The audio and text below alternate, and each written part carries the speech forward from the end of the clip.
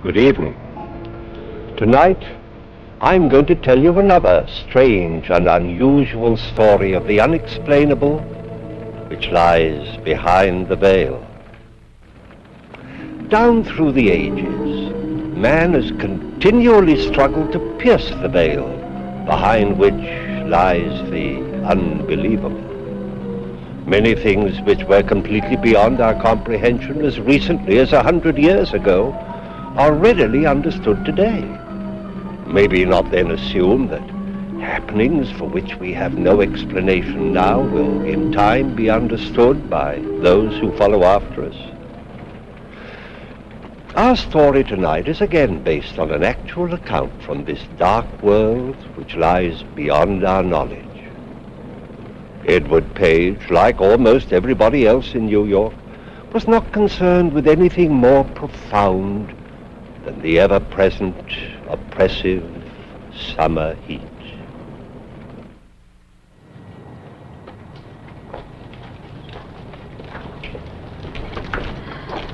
Good evening, Mrs. Foley. Good evening. Good evening, Mr. Page. Oh, it's awful hot, ain't it? It's the humidity, Mrs. Foley. That's what's bothering you, the humidity. Maybe, but this heat ain't doing me much good either.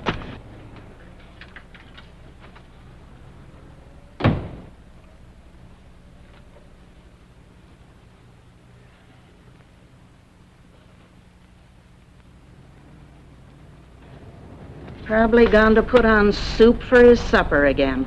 Always hot soup. Oh, in weather like this, too.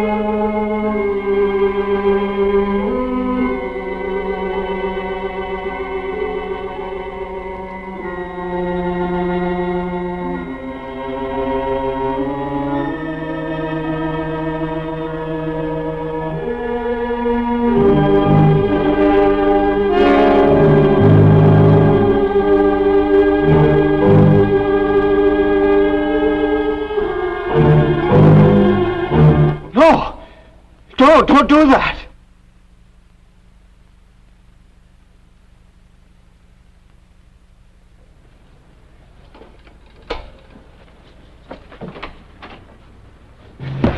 It's murder. I saw a man kill a woman. Where? Apartment across the way, third floor back on the corner. I gotta get the police. Murder? Police?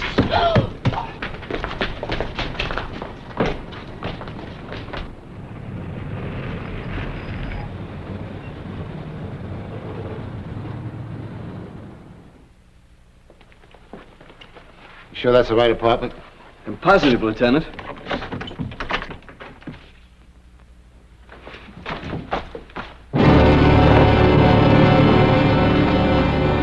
It's empty. The woman, she isn't here. Maybe it's the wrong apartment, huh? No, it's the right one. There's my room right opposite this window. Look around you, Page. There's no body, no sign of a crime. I don't care. It happened. I know I saw it, but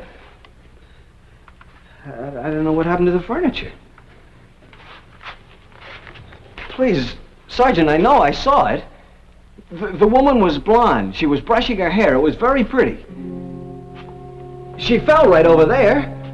The killer was hiding right there. He wore shiny black leather gloves, and he had this flashlight, and he came up behind her, and I know what you're thinking. You don't want to believe me, but I'm not lying. I know I saw it. Sure, you saw it. But now we gotta figure out what happened. Let's go over to your room. There must be some mistake. There's no mistake. While you're doing all this, the killer's getting away. I can describe him for you exactly. With a description, you could catch him. You charge him with what? Murder and robbery. He robbed her purse and he took the jewelry out of the box. It was right there. Her purse was on the couch. Let's go back to your place, huh? We'll leave the lights on in here so we're sure we get the right apartment.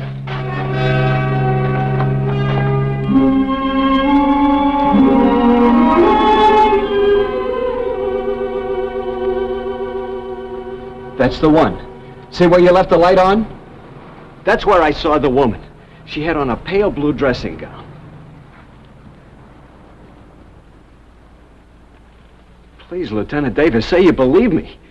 Say that I really saw what I saw. Mr. Page, it's been a hot day. Now, you were tired, what, with just coming home from work and all? You heard what the janitor at the apartment house said? No blonde. And nobody in that apartment for the past month. It's for rent. I saw it. You didn't eat your dinner.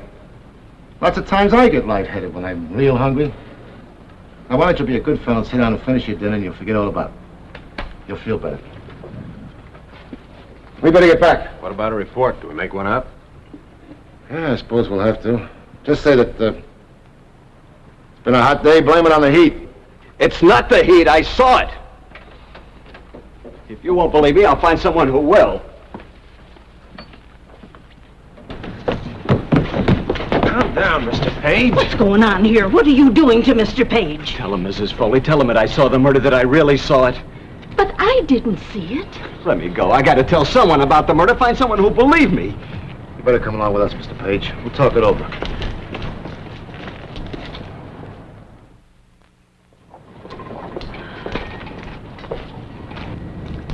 I beg your pardon. I'm trying to find the apartment that's for rent. 345 48th Street. Oh, it's in the next block, honey. Right back of this building. Thanks so much. In the next block, she wants an apartment.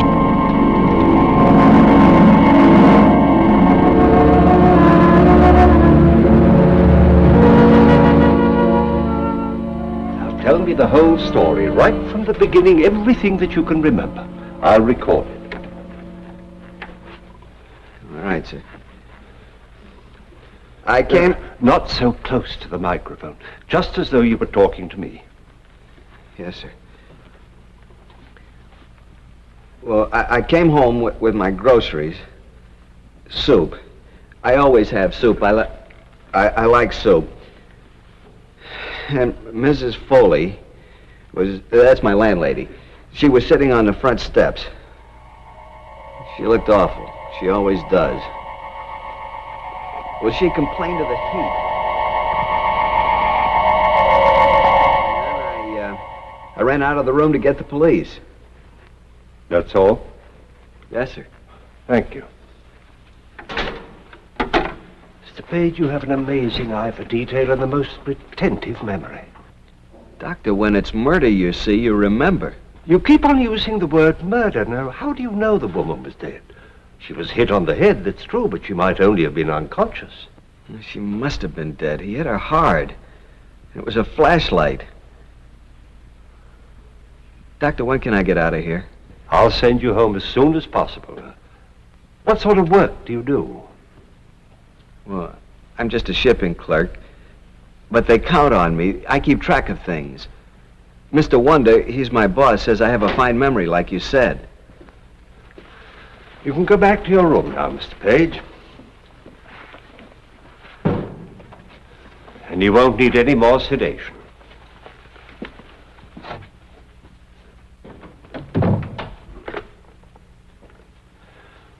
Send Lieutenant Davis and Sergeant Fenton in.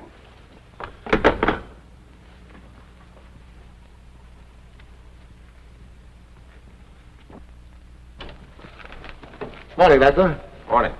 Lieutenant, Sergeant. Page come out of it yet? I'm afraid Page isn't going to come out of it, as you call it. Well, that's too bad. He's a nice little guy. Nothing for him to come out of. He's as sane as you and I. Wait a minute, Doc. Suppose you speak for yourself. There's no form of dementia that I've ever seen or studied. I'm convinced that Page saw something real. I've been around a long time, Doc. Some guys sit around looking in other people's windows. Well, they see quite a bit. But most of it isn't murder. Page didn't seem like that kind of man. He was worried and scared by what he saw. I don't think he's that kind of man either. Page is an oddball. He doesn't add up. Everything says he's honest. And he tells us a story we can't believe. We'll keep him here a little longer. I'll run some tests on him. I've never seen a case like this before. That's your worry, Doctor. Ours is over. We go on the facts, and there aren't any in this case.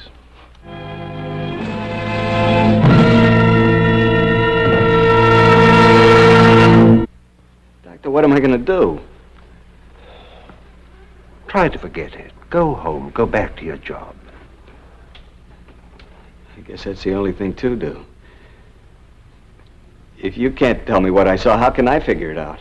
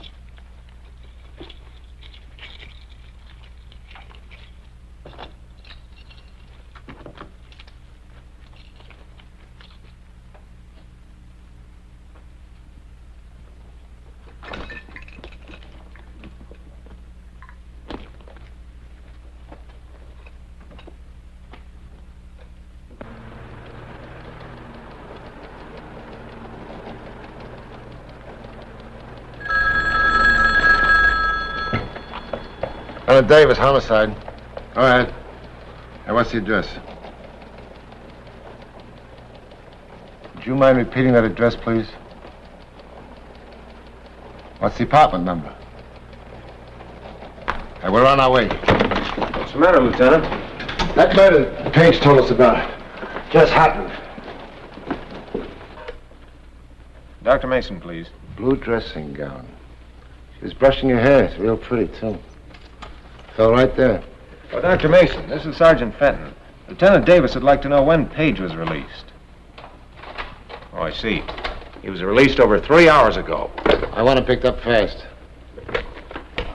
2 African masks over the fireplace.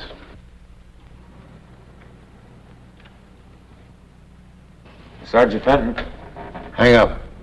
I'll call you right back.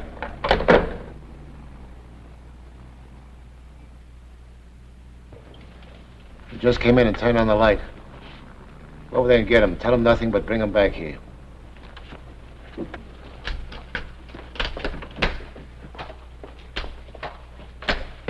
Lieutenant? Hey, Doc. Hot night. Miserable weather. Good-looking woman.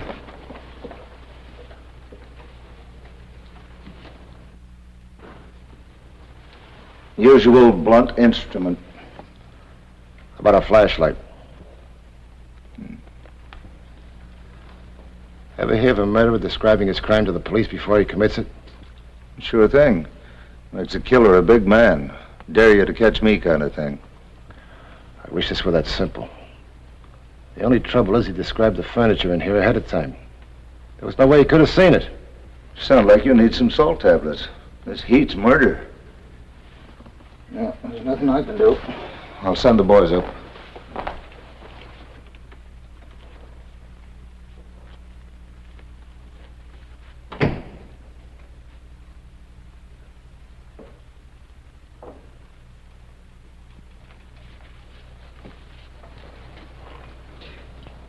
It happened. Just like I told you. That's right, Paige. Just like you told us. Everything's the way I saw it. You left the hospital 3 hours ago. Did you come right straight here? I walked for quite a while. I just got home. I don't mean that. I meant here, this apartment. Why would I come here? Nobody believed you when you told us the story about the murder. It's upset you, made you mad. You decided you're going to show us. You came home, you saw the apartment was rented, so you came over here and you killed her. No, I didn't come over here. Paige, why don't you make things easy for everybody? We both know you can't see a killing and then suddenly 3 days later it happens. But it did. I described the killer for you. And the killer is you. Quit stalling. Why don't you admit what you did? Tell us what you did with the flashlight and the gloves you used. Lieutenant Davis, these bills, they're for this furniture. From 3 different stores. Sergeant, let's stick to what we're doing. There's no other answer. Paige, you killed her. But Paige described this furniture before the woman even bought it. And she was in Chicago 3 days ago. She's never been in New York before in her life. How could Paige have described her? I'm willing to admit I can't explain how he could describe the furniture or the woman. But I do know how he had a chance to come over here and kill her. But I didn't, Lieutenant. I didn't kill her. If we don't all keep calm around here, I'm the one that's going to wind up in Bellevue. Let's face it, Paige. You could have prevented all this. If you guarded the apartment, you might have saved her life. Nevertheless, you're still my #1 suspect. I saw the killer. That means you can find him. I gave you a description. I know I have. But it's not enough. Let's get out of here.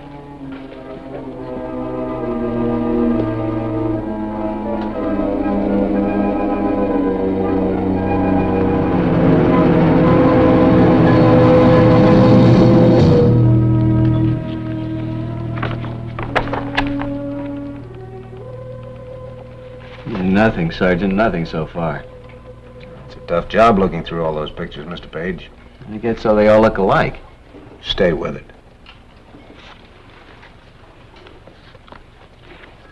It's a pretty good description you got out of him, Doc. Better than I could do. Very few witnesses have the power of observation that Mr. Page has. I'll say that for him. He saw plenty. It's still not enough. How about the way the crime was committed, the nature of it? Oh, that's pretty standard. Look for an open door, rap on the head, take the valuables. A dime a dozen. It's the smart ones we nail. The ones that figure out their own clever way to commit a crime. Well, if that's all the help you can give us, I guess it'll have to do. Let's see how they're doing in there.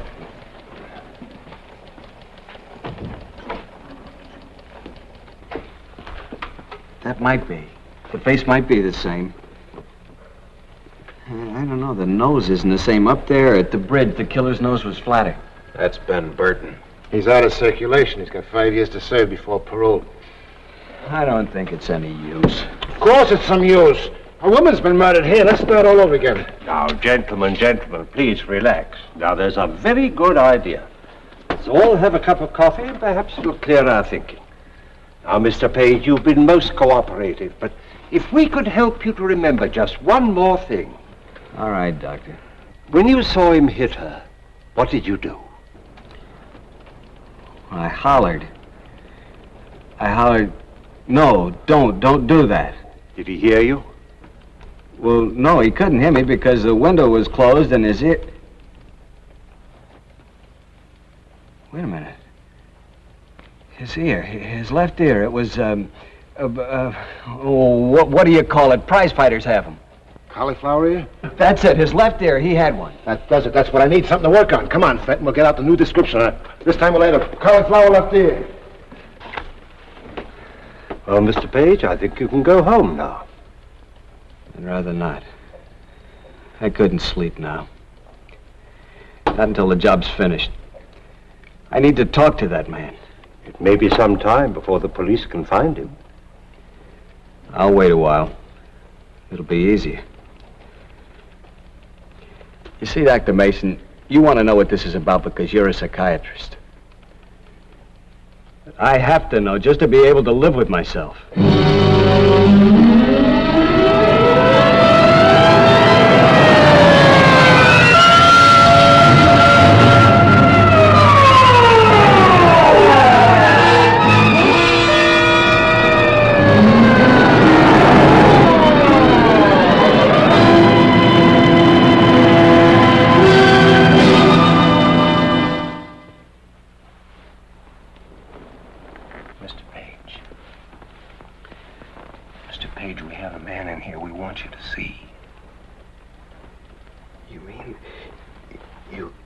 Actually found a man who...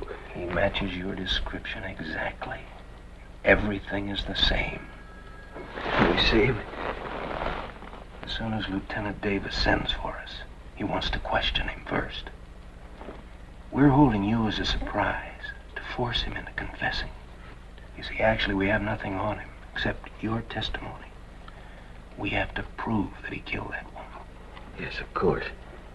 When we go in, don't say anything about seeing it before it happened? Don't worry. Like I said, cop, I don't know what you're talking about. Either book me or turn me loose.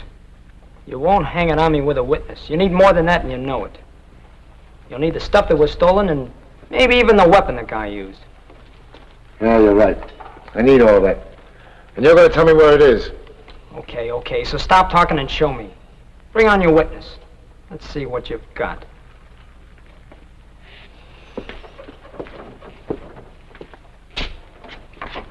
Don't go away. Don't worry. I can't wait to see how this turns out.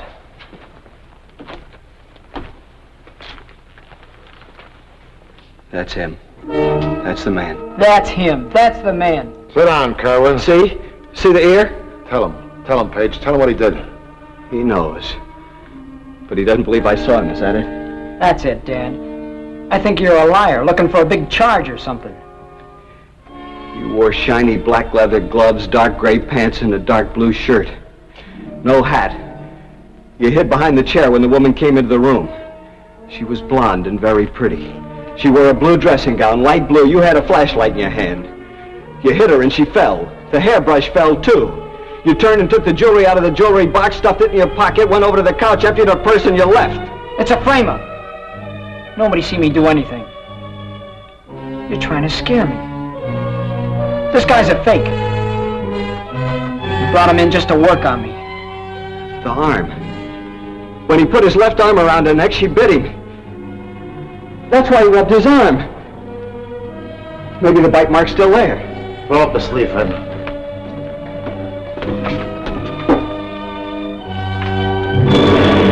It's there. I know. You didn't mean to kill her. Well, she caught me in the room. I couldn't get out. Take him away, Fenton.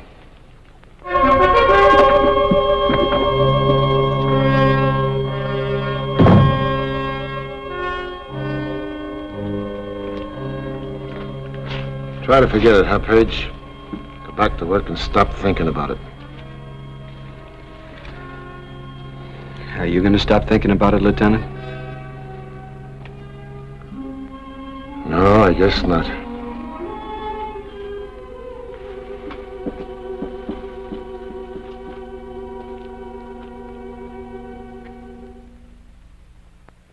Edward Page returned to work 2 days later, but he was not, nor would he ever be, the same man who left work such a short time before. Page's experience was an example of what is defined as precognition, the ability to foresee the future. Throughout history, there have been many such instances, reported and documented. How does it happen? Why? I'm afraid the explanation is still beyond our understanding, at least for the moment.